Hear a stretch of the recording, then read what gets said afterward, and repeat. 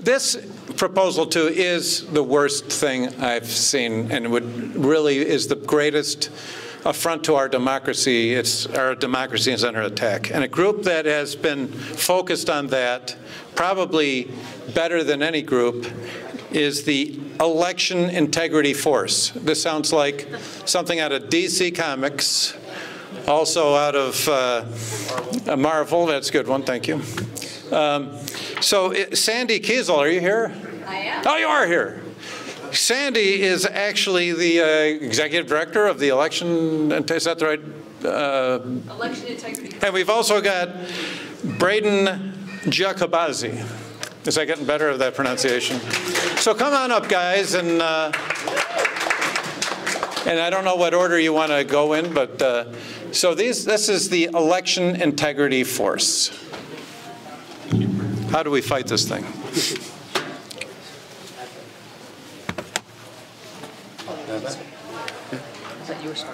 You can do it. That's fine. Can I take this off here? Yep. All right. Well, maybe.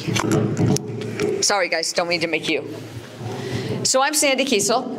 As he said, I'm the executive director of the Election Integrity Fund and Force. If you haven't heard of us, we're a nonprofit, nonpartisan organization focused on transparent and trusted elections. A lot of our focus has been on the freedom of information requests that we've been doing for the qualified voter file. Do you guys know what the qualified voter file is? Yeah. Okay, you know that it's our legal record, right? And then we've been analyzing that data, and we've been doing canvassing, and we've supported lawsuits, and we're going to talk a little bit about some of those things today. Okay, now I just hit the poll. So do people care about election integrity right now? About 83% of people say that there was something wrong with our election in the last election. So the three things we're going to talk about is we're going to touch on Prop 2 and why we don't want to see it pass, our Boots on the Ground initiative, and poll challenger training across the state. Braden's going to talk about the poll challenger training. So Prop 2. So let's talk, I know that people have talked about it, but I want to do is tie the data that we've been analyzing back into Prop 2. So one of the things that this allows to happen is that you don't have to have any voter ID. So this is a nice little chart. Oh, you guys can't see them, can you? Can't see the charts. I'm so sorry you can't see the charts. I'll just talk up here then and ignore that. We have about 107% of our registered citizens of voting age population registered to vote. Did you hear that? 107%. It sounds like a lot when people are apathetic and 30 for 40, 50. Yeah, well, how do you get over 100%? Can anybody answer that to me? Right? So now we're going to have people showing up with 107% of our registered voters, and they're not going to have to show any ID. And we're going to have motor voter, which we already have in the state, but basically, anytime you interact with any organization in the state, you're going to be registered to vote. So what happens when your name is Robert Smith and you register and your driver's license says Roger Smith, and then Robert Smith buys a boat and the boat's in Bob Smith, and then Robert Smith buys a car and his car's in BJ Smith? What do you think happens to our voter rolls? They're all added, right? And then we just keep adding people and adding people and adding people.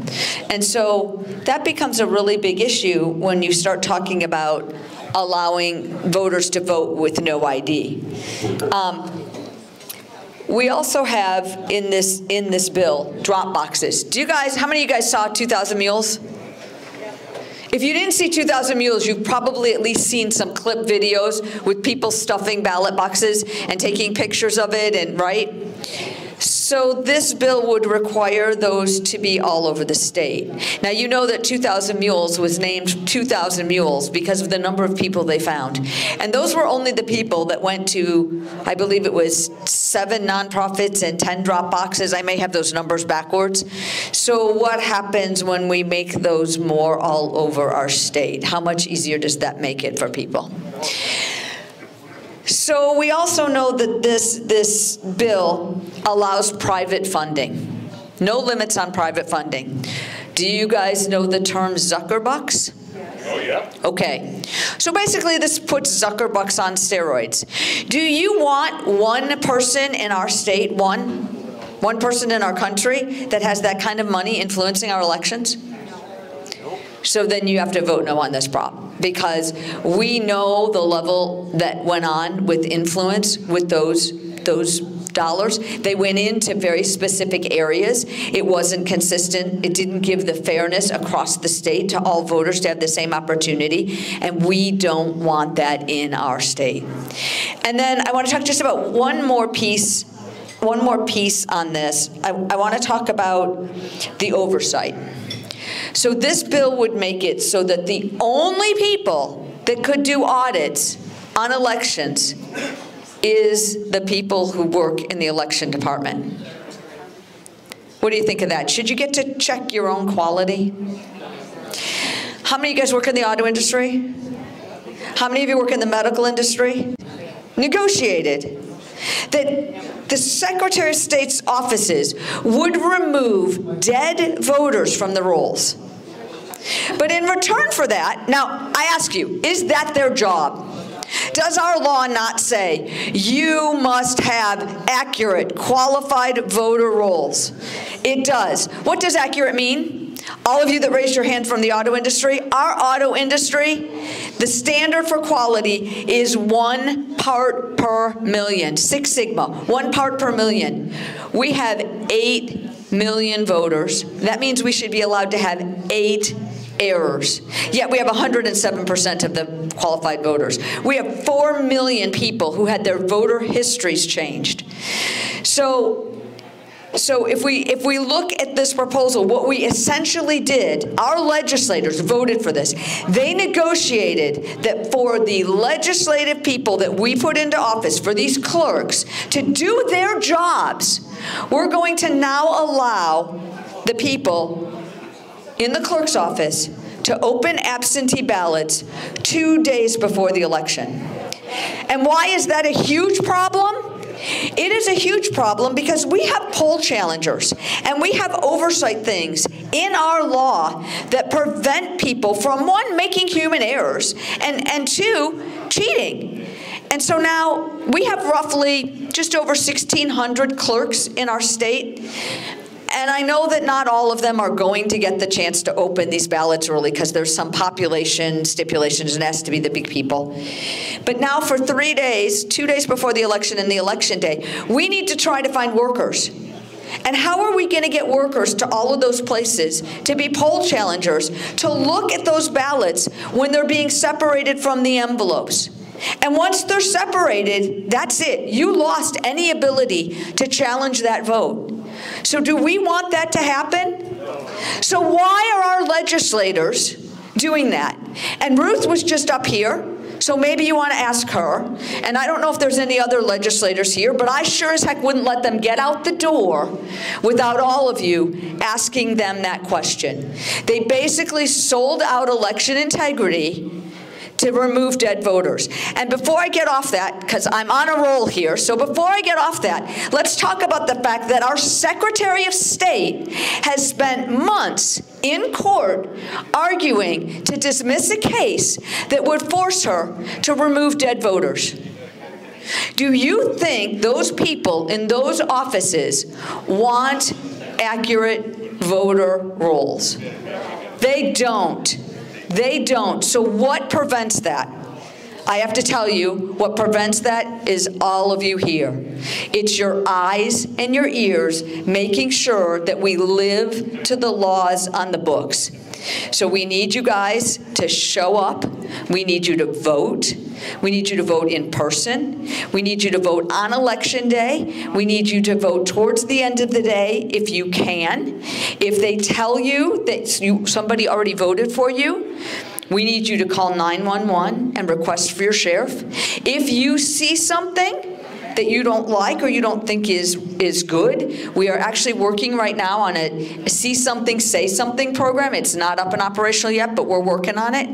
I need you guys to get engaged and stay engaged. And I'm going to turn this over to Braden, and he is going to talk to you about poll challengers and how you can get engaged in that.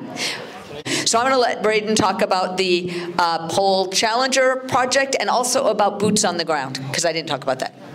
Oh, okay. So she talked a lot about what we can do before the election, but during the election, one of the things that Election Integrity Force is doing around the state, hopefully in all 83 counties, if all of the clerks will bless us with credentialing power, we are going to be training poll challengers. And this is a very important thing. What a poll challenger can do is watch the whole counting process of the ballots. So when Sandy was explaining to you guys that you guys make this election and it's you guys that will make or break this election, she's correct. Because at the TCF Center, during the primary election, there's over 100 tables in there, each counting a set of precincts from Wayne County and Detroit and all that. And we only had 20 poll challengers or so for the whole room. We need your help. And at that point, I was credentialed with a different organization because we hadn't started doing this yet.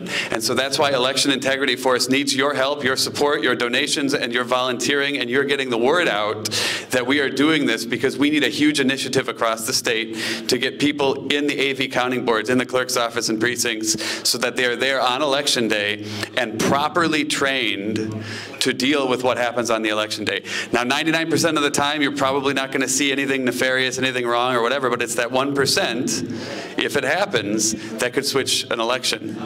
And so what you need to understand is the law, which we will teach you. You need to understand that if you're in a place like Detroit, I've been there twice as a poll challenger, and what I saw there floored me because of the intimidation tactics. And it seems like they ramped it up rather than cooled it down since 2020. They had hired people in there, private security, that only seemed to go after us. But we're not allowed to do anything like that to them. So what we need to be able to do is de-escalate, keep our cool, and that's something we're going to train you to do during our course, is to stay calm, peaceful, respectful, but assertive, right? You have to follow the law, and if somebody should try to get your blood to boil, we will train you to keep calm and show you what we've experienced, because we will have trained poll challengers there who have been through it, and they can answer your questions.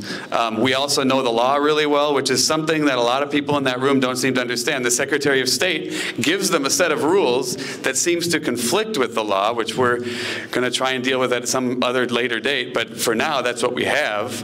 And so what we're going to train you to do is try and figure out what are the battles worth fighting in that room, and what are the ones that you have to let slide so that you can get the biggest bang for your buck in there and do the best job at securing a transparent and free election.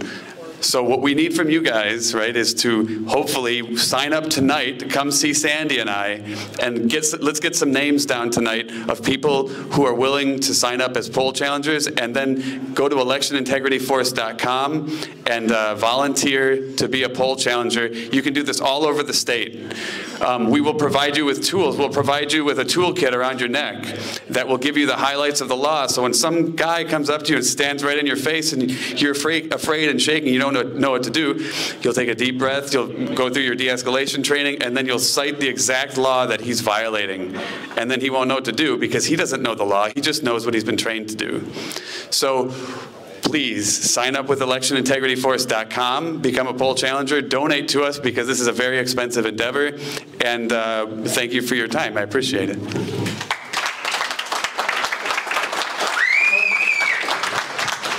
So what are you going to do? You're going to, say it with me, you're going to vote. You're going to vote. I don't hear you. We're going to vote. We're going to vote. We're going to energize. You're going to sign up to be a what? Poll challenger. Or election inspector. And you're going to donate so that we can continue to do this work and try to protect your election. So you're going to vote, you're going to be a poll challenger, and you're going to donate. Thanks for your time. Are there any questions? Okay, and Jeff, are you still, Ruth, are you still running? You want to come down we'll create a panel over here. Okay, we should get another chair over here, but we can do a panel, and what I would like to do, so you guys have this Well, you can take this microphone to the panel. And what we'll do is, anybody has a question, come up here. And again, we record for our YouTube channel. And if you're on the microphone, you'll be heard. And if not, you will not. It'll just be a blank spot on our recording. So who's, come on up, John. First question. Nice job. Thank you so much. Hello. My question is, because mailed-in ballots are the easiest to cheat, and the only way you can check it is with a signature. And so I went to the city clerk and I said, I want to watch you guys while you're checking the signatures. She said, you can't do that. So I went to Pontiac and I said, I want to go and watch. You can't do that. That's all confidential information on the, but you're telling me that you can see the voter roll. I don't understand. And I'd like to add to that, and maybe Ruth, you could talk about this. Today, I think the legislature in Michigan has passed, or is about to pass, legislation that will let clerks open up the ballots early. And well, how do we secure that? So if you guys could talk to that too. So what I would say is that there's a lot of pieces in the process that they're not letting us watch, and that's contrary to our law, because our law says that we should be able to observe. And an example I would give you is, you go to the public viewing of the voting machines, and they don't check all the machines when you're watching. You don't know what level of software is on the machines. You don't know any of that. And then they stick a stack of ballots into the machines. When they're done doing that, they hand you a piece of paper and they say, okay, look, this says what the tape on the machine says. Sign off that this was okay. Well, you didn't get to see anything, right? You don't know what's on those machines. They didn't tell you. They don't test all the other machines. Where they tabulate all the votes, people can't watch. We're actually working on with lawyers because the law says that we should have access, and we don't have access. And it's not that we want to harass people by driving this access, but transparency drives trustworthiness. And if we can't see what goes on as citizens, then we're going to be less trusting. When you put pizza boxes over a window, people are less trusting. So we need to make sure that we do get access to those kinds of things. So I agree with you. There needs to be access. And, that's what we're fighting for. Thank you. And you're exactly right. We need everyone to know that our elections were fair, that you had your voice heard. And so what I'm recommending, and it's a lot of work, I know it, but if you can, work the election in an area that has mostly Democrats. Janice Winfrey, who took over for a clerk that was found changing ballots with her friends, she admitted at the state canvass that she did not follow the law, which is you must have half Republicans and half Democrats there. And that's what gives us a sense of knowing that they were fair. So I'm asking each of you to think about it. It's hard work, I know, and they have some rules that don't seem quite right. But if we don't have Republicans that work there, that have the input, that can't be kicked out, we're not going to have the kind of integrity that we want, we need, and we deserve. And yes, last election, we allowed clerks of high populations not to open the ballot, but there's two envelopes. One's called a secrecy sleeve. We did allow those, while they had to be open to the public, to open the first envelope. And if you can imagine, we have one community that has 500,000 eligible voters. Opening up those envelopes, the first one, is a lot of work. And then registering that ballot takes a long time. So we did allow that with 4 measures of integrity put in that haven't been put in. And probably the biggest one is chain of custody. Nothing's more important than that. So we feel like we got probably the best deal out of it. And like I said, allowing our men and women that are serving overseas to vote using their common access card, which our highest military secrets go over. And when I went to the Middle East, only 17% of those people are voting. It's just hard to do. So we also got that bill through. We tie-barred it to make sure that those that are serving this country can vote. Wise words from Ruth. One of the things that I'm going to note is that in my experiences at TCF, which is admittedly probably the worst of the worst or the most difficult situation that you can be in, most places aren't this bad, obviously, or they aren't this complicated, I should say. In a room like that, with 130 tables sitting there, you need hundreds of challengers. And the problem is that when you only have 20 of them, and the Secretary of State has made rules that you must stand in place at one table and you're not allowed to look at the other tables, there's no way to win that situation. That's a no-win scenario unless we have enough people. If we had people at every table and every tabulator and every duplication station, and if we had 20 lawyers, that independent or Republican lawyers or whoever, that were willing to work with us on that day, there's no way that you could cheat. It would be very difficult. It would be much more difficult, right? But if we can't get those people in that room, all this talking will mean nothing. And I'm going to give a little silence to that, because it's fun to sit here and talk about really great ideas and how terrible things are, but if we don't actually do something, if we don't take a little action, and I promise you, the second that you take action, these giant problems will seem a lot smaller, because you will meet people who are also taking action, and they're a few steps ahead of you, and they can lead you, and they can help you, and show you what to do next. So please, visit electionintegrityforce.com and let us do that with you.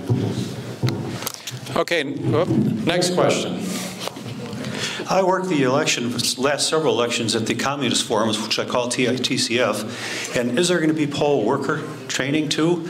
I mean, I try and get the computer position. I guess that's one of the most critical, but other than that, if there's no training, do you have any suggestions? Training is an issue, both for challengers and for the precinct workers. Detroit has more voters than any other community in the state of Michigan. They have 500,000 people registered to vote. So it is an issue, it is a problem, and we need to make sure that it's done properly. And the way we do that is to get some very brave Republicans to work the polls. And independents.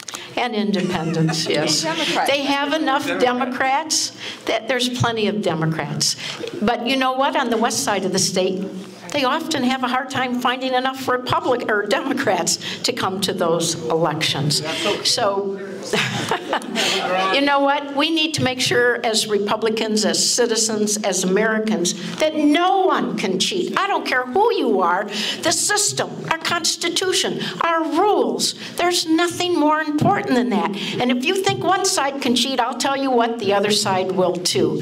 So stand up for what's right. Stand up for honesty. Stand up for our Constitution. And thank you to each of you that works the polls or are precinct delegates. You are the foundation. And did you know less than 1% of Americans do what you do? Just being here tonight makes you in the 1% of people that are knowledgeable. But you are right. You are correct. Okay, next question. For those who don't know how to sign up to be poll workers, because that's also an option, you can just go to your clerk's office. So you can go online and get the form, or you can go to your clerk's office and sign up. That's different than poll challengers, but you can sign up to be a poll worker too, be the person actually doing the counting. In other cities do. Yes, you can also do in other cities. We passed a bill, I chair elections in the Senate. We passed a bill that said both The workers and the challengers must have more training. Guess what the governor did? Even though every Democrat voted for it in the House of Representatives, she vetoed it as well as 9 other bills that were just common sense. We need a new governor and a new Secretary of State.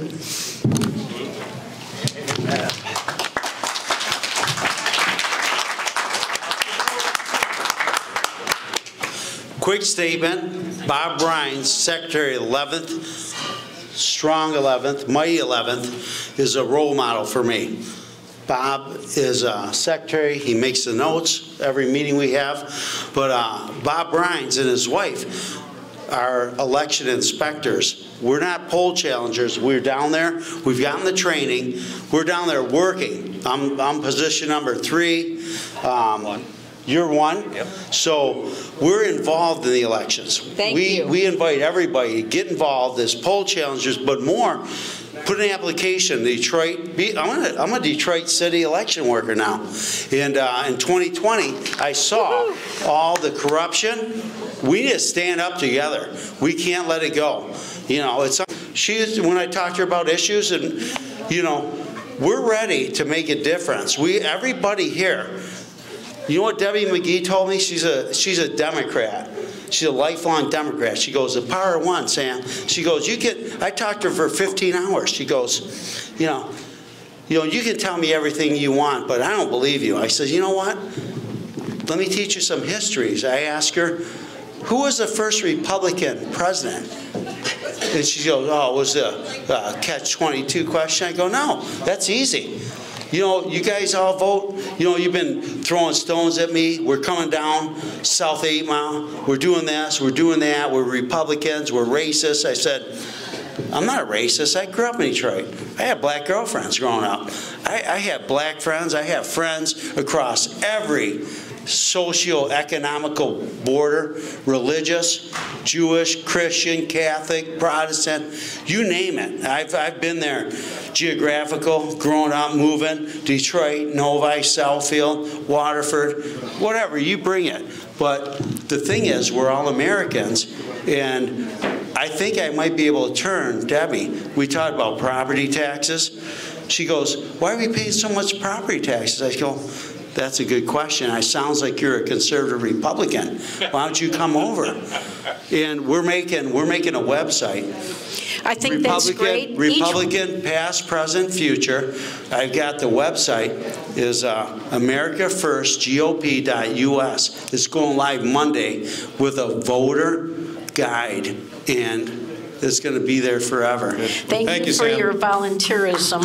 And yes, in 1978, we overwhelmingly voted to cut our property taxes, cap our property taxes, not tax food at a grocery store, and not tax pharmaceuticals. We need food, shelter, and medicine to exist, to survive, to thrive. And that's why when you look at these new tax ideas to go onto our homes and businesses, it's a problem. We voted to move our sales tax from 4 to 6% to be able to hold down our property taxes. So you're absolutely right. Each one of you that are here tonight, you are role models. You're less than 1% of the people that take your time, get out of the Barco Lounger, stop complaining, stop changing the channel.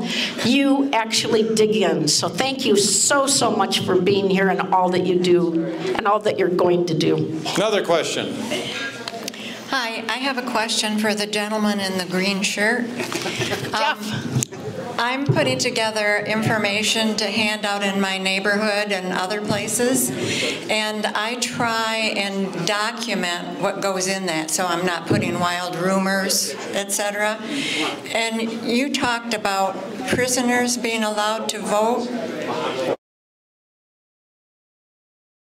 Challenger, we were there 4 days. Don't fear it. I'm coming to your table. I have something to share with you that you really want to know. Next question. Okay, I have a comment and a concern. Comment, Ruth, you rock. Concern, Sandy, you were talking about if you're been voted already, if you go to vote, to call 911. Am I going to get arrested for not calling on a real emergency measure? I mean, it's an emergency to me, an emergency to all of us here. I think, you want to call the sheriff. And I think at your voting location, you're not necessarily going to know how to do that. So you can call and just say, I'm trying to get to the sheriff. I have an issue. I'm trying to vote, and they're saying somebody already voted, and that's identity theft. If someone else voted for me, I want to report an identity theft situation. So. Okay, so just call the sheriff department, but not 911? You can do either. I mean, most people don't know how to call their sheriff department. Okay, because I've always, I'm yeah, I mean, I agree with you. It would be better if you could call the sheriff department directly, but when I'm talking to 5 million people in our state, most of them don't know how to go about calling their sheriff department. So we want them to be able to get to somebody that can help them. And what you're really reporting is identity theft, because if somebody voted for you and you didn't vote, somebody was using your identity. I agree. I just don't want to get in trouble. I just got a text today that somebody took one of my checks for $450. But I do want to say Michigan has certain rules we're supposed to follow. First, you talk to whoever's in charge of the elections at that precinct. Secondly, you ask to talk to the clerk, the elected or appointed clerk. Third, you call the Secretary of State's office. Good luck with getting an answer these days, or somebody to answer the phone at all. And then you call the police. That is what they'll expect you to do. That is the rules in Michigan, and that is what we've done. Here's the problem.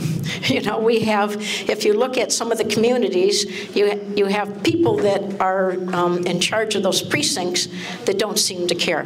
You have clerks that sometimes don't want to be bothered. And you have police departments that don't want to get involved. It's certainly a problem. We need to make sure that there's, in our laws, that we have some kind of accountability to those people that allow that. But thank you for working the polls. I appreciate it. I'm going to disagree with Ruth. But I'm not shy, so I'm going to do that. That's okay. So obviously, if you're at the poll place and they tell you that somebody voted for you, you want to make sure that they didn't just make a mistake, right? Somebody could have looked crosswise on the chart, and you want to make sure that they didn't make a mistake, because we don't want to report things that just, people make mistakes, right? We want to give them the grace for that. But if they continue to say that somebody else has already voted for you and they will only give you a provisional ballot, you need to report that, because one of the problems we had in 2020 was that there weren't things reported. There weren't documents. Cases weren't filed to where investigation needed to be done. And so bumping it up the line isn't going to really get that report done. And like I said, we want to make sure that somebody didn't just make a mistake. Right. But we do need to get those cases reported, because it is our law enforcement's job to do the investigation into that. It's an identity theft thing, and our Secretary of State can't investigate identity theft. It's our law enforcement people who can investigate identity theft. Thank you. Okay, we got one last question. My wife and I just got back from a round trip to Florida. We drove through Georgia, and I have 2 text messages saying I have not registered to vote in Georgia, even though I've never lived there. Is there anything I should be doing on follow-up? I do have to say something to that. I would certainly call their Secretary of State and say that you are not registered and you do not want to be registered. The bill we passed in 2018 says that the Secretary of State shall have the right to audit, which she should. She should audit their processes. But it comes down to our legislators, who are ultimately responsible for auditing their processes. So people like Ruth and all of her counterparts are responsible to make sure that the Secretary of State is doing her job the way she's supposed to do it. And if she's not, then then our legislators, all of them, need to hold those people accountable. And so really the buck stops there with them. And I know Ruth's been trying to do some things, but that's where the buck stops. It sure does, but guess what? We have a three-stool process. We make laws or bills, and the governor vetoes them. We go to court, and I'm very pleased to say that John Fund and Hans von Spolkowski wrote a book, and I'm quoted on the back with some people from Fox, that was common sense in law. You know why? When I was Secretary of State and we'd get sued, I'd say, how's our case? You know what I learned to say? Who appointed the judge? Our judicial system often is legislating from the bench, and I was involved in a number of lawsuits, and I lost. We've had 10 bills, common sense, that Democrats even supported. Our governor vetoed them. We must get new leadership. That's how we're going to change this, because we do have the responsibility, but we don't have the tools. So please help us get some new leadership. All right, I got another last question here. Jeff, do you have signs?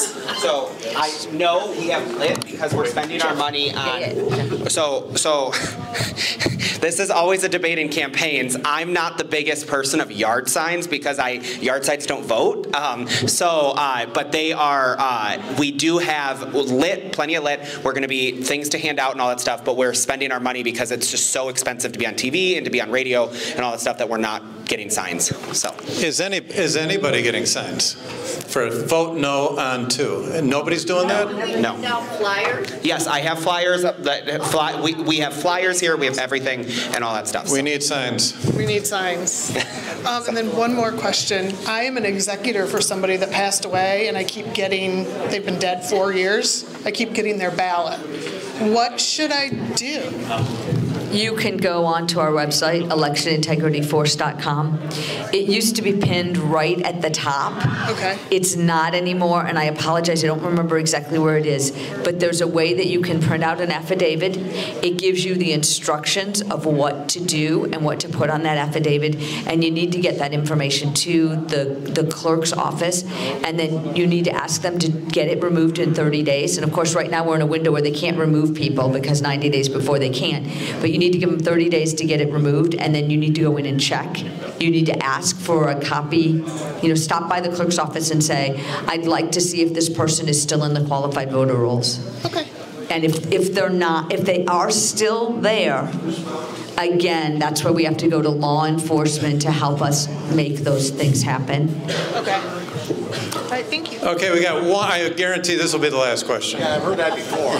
Come on, Jim. Well, yeah, all right. Well, first of all, I want to thank you all for being here. And second, I think this shows why all elections are local. And we have to fight it at the local level. Ruth and I have talked on AV ballots before. I've personally seen significant fraud where the ballots, and finally it came out, I think there's a 2-year felony if the clerk doesn't provide enough room for a challenger. That is actually a felony. Terry Lynn Land did not really enforce that,